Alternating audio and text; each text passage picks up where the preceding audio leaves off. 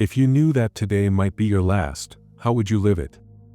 What would you say, what would you think, and what choices would you make? These are not questions of fantasy, they are the foundation of a philosophy that has guided the strongest minds in history. Marcus Aurelius, the Roman emperor who ruled not with arrogance but with humility, was not just a leader of armies, he was a student of life. In a world full of distractions, fear, and ego, he lived by principles that elevated him above the noise. He chose discipline over indulgence, service over selfishness, truth over comfort. He taught that power is not in what you possess, but in how you respond to what life gives you. And today, we will walk through the wisdom that made him timeless. But before we dive into the lessons, do me one small favor. If you're someone who values depth over distraction, if you believe in living with clarity and purpose, then consider subscribing to this channel. Not for me, but for yourself. To build a life guided by ancient truths in a modern world. It helps us reach more people who need this message, and it reminds you to return to these teachings when life tries to pull you away. Now, take a breath, center yourself, and step into the legacy of Marcus Aurelius. Rule number 1. Amor fati, love your fate. It did not happen to you. It happened for you. That is what amor fati means. It is not just a phrase, it is a mindset. You are not a victim of fate, you are the product of it. Everything that has happened, everything that you have gone through, it was not random. It was not cruel. It was necessary. It was your path, perfectly laid out for you by the unseen hands of the universe. Marcus Aurelius believed in this deeply. He said, "What stands in the way becomes the way. The fire turns everything into fuel." That is amor fati. Not just accepting what life throws at you, but embracing it, welcoming it, making it your own. This rule teaches you something powerful. That you cannot choose what happens to you, but you can choose how you respond. You can look at misfortune and say, "This is my teacher." You can look at heartbreak and say, "This is how I learn compassion." You can look at loss and say, "This is how I discover what really matters." Amor fati is not weakness. It is the greatest strength. It means standing tall even when everything inside you wants to fall apart. It means staring into the face of chaos and whispering, "I will turn this into something beautiful." It means letting the blows shape you, not break you. There will be days when things go wrong. You will lose people. You will be disappointed. You will feel pain. But this is life, not punishment. You are not cursed. You are being sculpted, molded, sharpened. Fate is not your enemy. It is your partner. It gives you the raw materials, and you do the work. You decide if those materials become ruins or a monument. You decide if the storm buries you or cleanses you. Amor fati is not about liking everything. It is about loving the truth that everything belongs. The next time you suffer, remember this. You are not being punished. You are being prepared.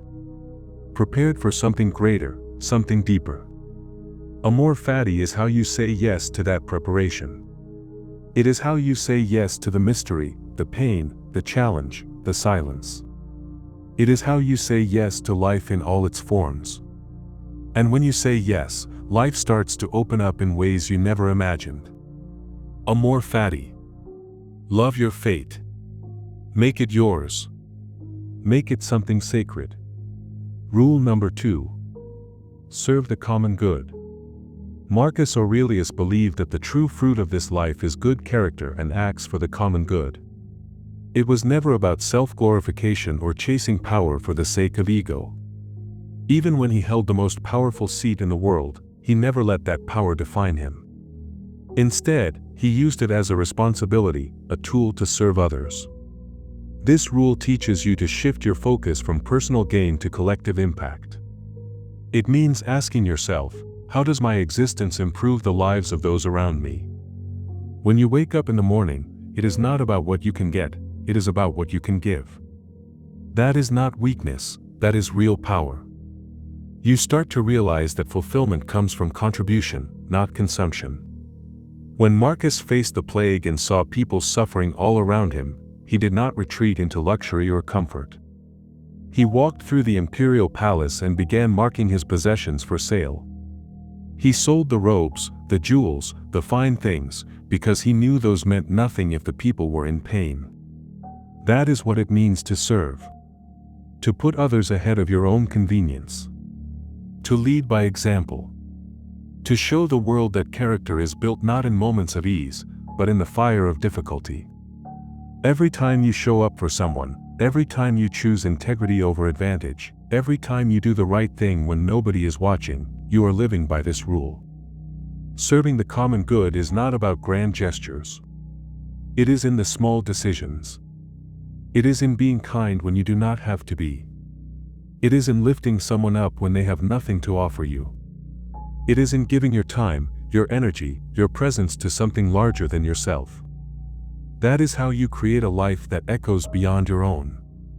That is how you build a legacy. And Marcus knew this.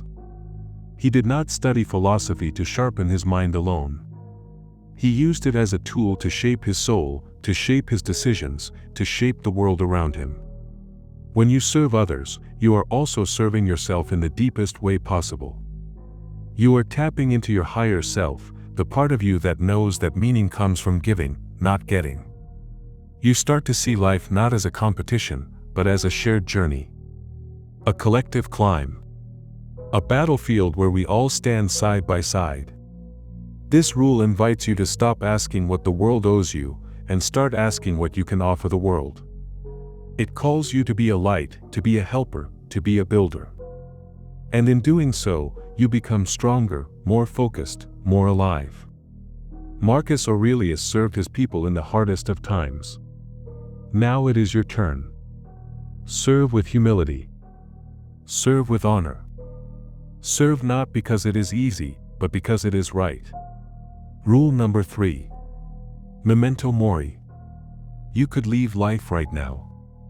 Marcus Aurelius wrote those words not to frighten you, but to awaken you. To remind you that every moment you are breathing is a gift, not a guarantee. Memento mori is not morbid. It is not about fearing death. It is about honoring life. It is the gentle whisper that keeps you focused when distractions try to pull you away. It is the presence behind your eyes that tells you this could be your last sunset, your last conversation, your last breath. So make it count. Say what matters. Do what matters. Be who you were meant to be, not tomorrow, not next week, but right now. Most people drift through life as if they have unlimited time. They put off forgiveness, delay their dreams, wait for the right moment that never arrives. But Marcus knew better. He had power, influence, and still, he reminded himself constantly of his own mortality. He did not want to waste time pretending he was immortal. He wanted to live deliberately, courageously, meaningfully. And you can too. This rule forces you to look in the mirror and ask yourself what truly matters. Would you still argue over petty things if you knew today was your last? Would you still hide your feelings, betray your values, settle for less than your soul deserves? Or would you love harder, forgive faster, speak clearer, and live bolder? That is what this rule calls you to do. It pulls you out of the noise and brings you face to face with what is essential. Life is not a rehearsal. There are no retakes. Every sunrise is one less you will ever see. Every minute you waste is a minute you never get back. So the question becomes, how will you use the time you have left? Will you let fear dictate your path? Will you let pride hold you hostage? Or will you rise each day with urgency and gratitude, knowing that everything could change in a moment? Memento mori strips away your illusions. It reminds you that titles, riches, fame, they all fade. What remains is your character. Your courage. Your contribution. This is not about doom. This is about clarity. It is about choosing to live with fire in your chest, purpose in your heart and peace in your mind. Marcus Aurelius stared death in the face and found wisdom in its eyes. You can do the same. Let this rule be your compass. Let it guide your actions, shape your decisions, refine your soul. When you live with death in mind, you start to live like you were always meant to. Fully. Fiercely. Freely. That is the gift of memento mori. Rule number 4. Discipline of action. You already know what needs to be done. The books have been read, the advice heard, the plans drawn and redrawn in your mind 100 times. But knowing is not enough. Marcus Aurelius said, "You could be good today, instead you choose tomorrow." And that is the problem. You wait. You delay. You think you will start when the timing is perfect, when the stars align, when motivation strikes like lightning. But the truth is, the only perfect moment is the one you are wasting right now. The discipline of action is not about massive leaps. It is not about heroic effort in a burst of energy. It is about taking one small step, consistently, especially when you do not feel like it. It is about building momentum brick by brick, with effort that compounds over time. Marcus knew that it is not your thoughts or intentions that define your life, but your actions. Your habits. What you choose to do when no one is watching. You can talk about your goals for years. You can collect notebooks full of ideas. You can imagine the dream over and over again. But until you move, until you act, none of it matters. Stoicism is a philosophy of doing, of living, of becoming. And you cannot become what you admire unless you are willing to begin, to fail, to try again. The Stoics believed in the power of now, not someday. Someday is the graveyard where dreams are buried. Marcus urges you to ask yourself each day, what am I doing right now to become the person I am meant to be? What small but meaningful task can I complete that inches me forward? That is the discipline. To wake up and do the work, regardless of your mood. To take the first step, even if the path ahead is unclear. To hold yourself accountable to action, not just imagination. It is easy to make excuses. It is easy to say you are tired, unready, overwhelmed. But action is the cure for fear. Action is the only thing that separates you from who you were and who you could be. One moment of courage. One task completed. One habit repeated. That is how transformation begins. You do not need to be inspired.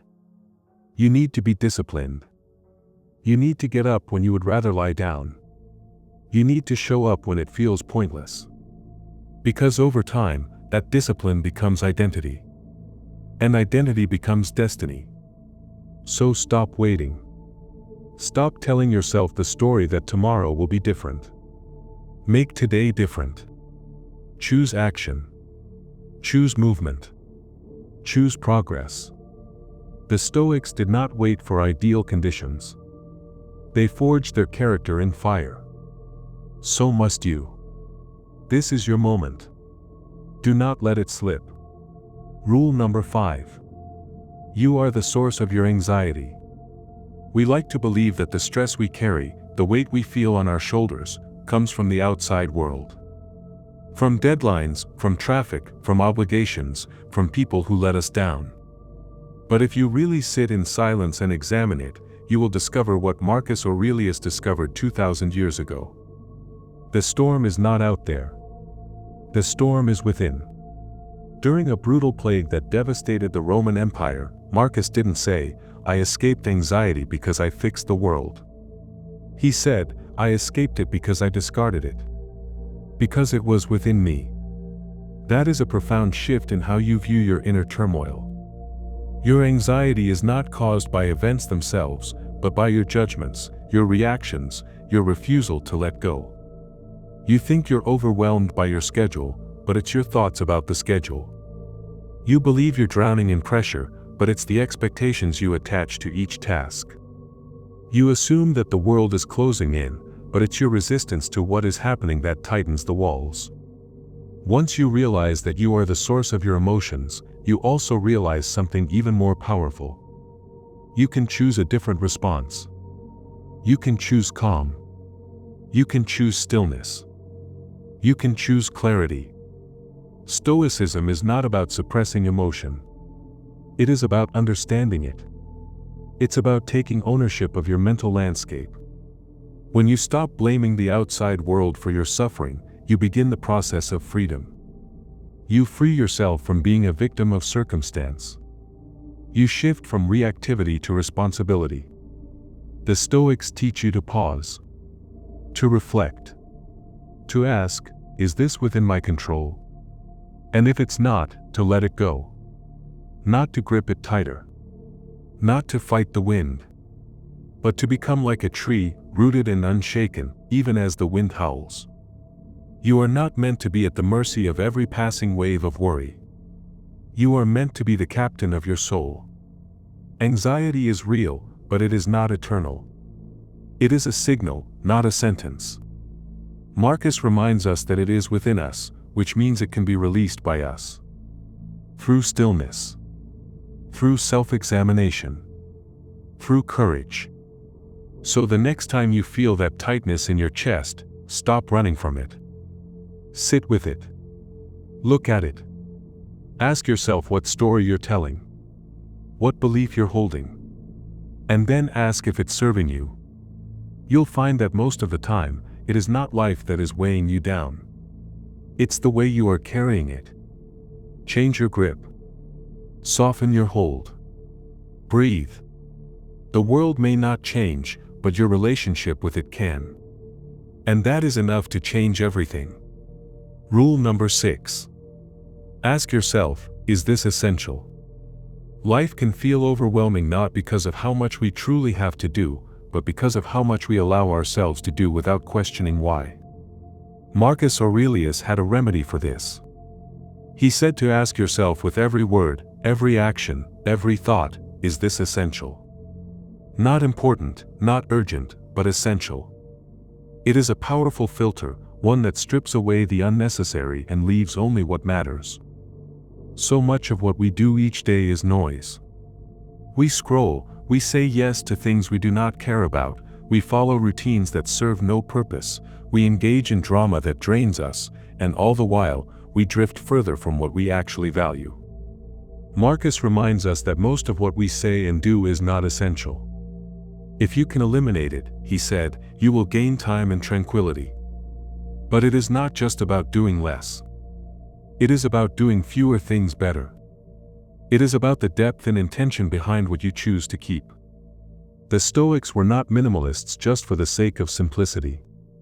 They were focused. They wanted to live with clarity and virtue. And clarity comes when you remove what is fogging your vision. That meeting you dread, that commitment you made out of guilt, that habit you keep out of convenience, what if you asked yourself, is this essential? What if you learned to say no with the same strength that you once said yes? What if you learned to protect your time, your focus, your energy like the treasures they are? Because every non-essential thing you say yes to is a no to something else. Something that might truly matter. This rule is not about being selfish. It is about being honest. It is about making sure that your actions are aligned with your values. That you are not living someone else's life. That you are not wasting the limited time you have on earth chasing things that will not matter in the end. Marcus was not telling us to be rigid or unkind. He was inviting us to be awake. To stop moving through life on autopilot. To choose our direction with purpose. To speak only when our words are needed. To act only when our actions serve a meaningful goal. To think thoughts that elevate rather than agitate. Imagine the peace that would come if your day was filled only with the essential. Imagine the power of your time and energy when it is no longer scattered.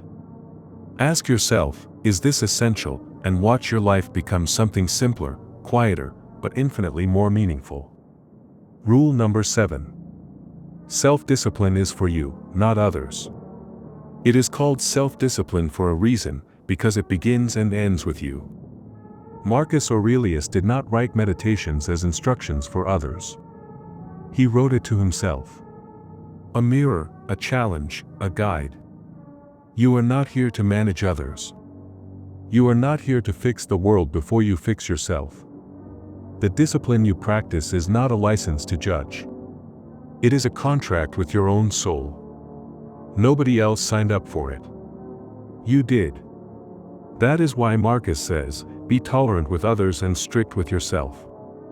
Not the other way around. It is not your role to be the critic of everyone else's mistakes. That energy belongs inward. It is your duty to make sure you are honest, humble, restrained, thoughtful. It is your obligation to look at your flaws, your impulses, your choices, and hold them to a higher standard. Because that is where change begins. You can talk about self-improvement all day. You can read every book and quote every philosopher. But unless your discipline is turned inward, unless you are actively sharpening your own character, it is all just noise. When Marcus sat down to journal, he was not trying to impress. He was not trying to correct others. He was reminding himself of what it means to live rightly. What it means to walk the talk. You live in a world full of distractions. Everyone has an opinion. Everyone wants to project control outward. But the Stoic path demands that you do the harder thing. You turn the lens inward. You leave others to their journey and focus on your own. This is your test. Not to dominate. Not to lecture. But to lead quietly through example. Discipline is not about perfection. It is about presence. It is about being in control of your thoughts when chaos surrounds you. It is about resisting temptations when no one is watching.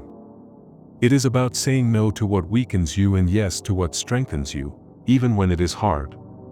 Especially when it is hard. Marcus never said he was perfect. He wrote because he knew he wasn't. That is the kind of discipline that changes people. The quiet kind. The personal kind. The kind that does not seek applause, but chooses growth anyway. So when others falter, show grace. When they stumble, be understanding. Rule number 8. People are not obstacles, they are opportunities. Marcus Aurelius understood something most of us forget. People are difficult. People frustrate us. They slow us down. They disappoint us, annoy us, betray us, argue with us, misunderstand us. And yet, as Marcus wrote at the very start of his meditations, we must expect this. We must greet each day knowing we will meet people driven by ignorance, by ego, by selfishness. And our job is not to be surprised. Our job is not to react with anger or retreat with bitterness. Our job is to remain calm, just, kind, courageous. Because every difficult person is not a block on your path, they are the path. They are the training ground. This is what Marcus meant when he said, what stands in the way becomes the way. He wasn't just talking about situations. He was talking about people. That rude coworker, that unreasonable boss, that friend who let you down, they are not there to ruin your peace. They are there to give you a chance to practice your philosophy. Can you be patient when patience is tested? Can you be forgiving when forgiveness is hard? Can you hold your ground with dignity when someone else chooses cruelty? The Stoic path is not lived alone in silence. It is lived in the chaos of human interaction. You say you want to be wise, then life sends you a fool. You say you want to be strong, and life sends you weakness in the form of someone else's behavior.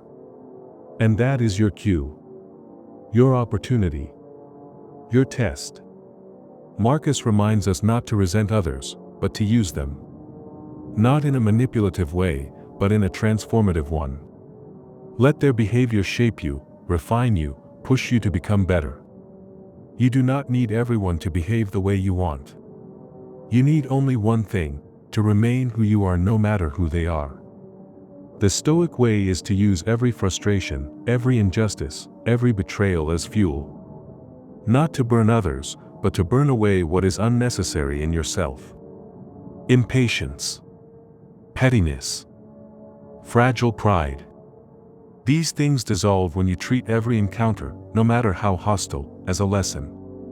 So when you walk into your day, expect conflict. Welcome it. Let people be difficult.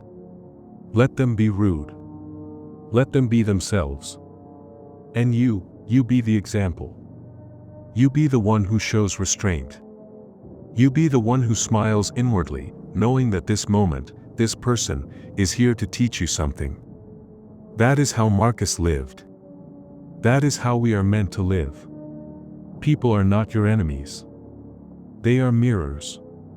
They show you who you are. So use them. Rise through them. Let them shape you into someone even they could learn from. Rule number 9. Eliminate the inessential and focus only on what truly matters. Marcus Aurelius believed that clarity and peace came not from doing more but from doing less, from cutting away the unnecessary until only what is essential remains. In a world buzzing with endless tasks, distractions, and demands, he advised us to pause and ask ourselves a very powerful question: is this essential? This simple phrase, repeated often, becomes a tool for transformation. Most of what we say, do, and think is not vital. Most of what fills our days does not serve our deepest purpose.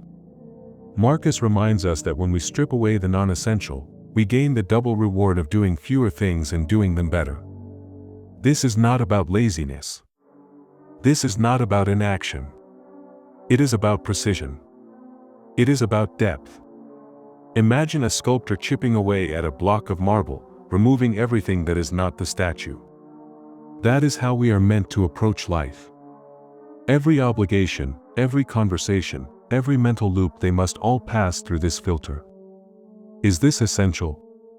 Will this action move me forward? Will this thought bring me peace? Will this task bring meaning to my life or to the lives of others? If not, it must go. Marcus urges us to live as if each act were the last of our lives. Would you spend your final moments caught in trivial gossip, buried under meaningless obligations, or obsessing over things outside your control? Or would you use that time wisely, with intention, with love, with clarity? To the Stoic, time is the most precious currency. You cannot get it back. Every moment wasted is a moment you no longer own. So simplify. Prioritize. Say no. Let go of the things that feel urgent but are not important. Walk away from clutter, not just in your home, but in your mind and your soul. Give your best energy to what truly matters: your principles, your relationships, your growth. The Stoics didn't preach busyness. They preached presence, stillness, purpose. In your next decision, your next task, your next conversation, ask yourself that Stoic question: is this essential? And if the answer is no, have the courage to stop. Have the wisdom to cut away. Because a life spent only on the essential is a life well lived. It is a life where you are not scattered, but focused. Not overwhelmed, but at peace. That is the path Marcus walked. That is the path you can walk too, starting now. Thank you for walking through these powerful Stoic rules inspired by the wisdom of Marcus Aurelius. If any of these words made you pause, reflect, or see your life from a deeper angle, then let that be your first step toward change. Stoicism is not just a philosophy for scholars, it is a way of living for those who seek strength, purpose, and peace in the chaos of life. If you found value here, please leave a comment sharing which rule resonated most with you.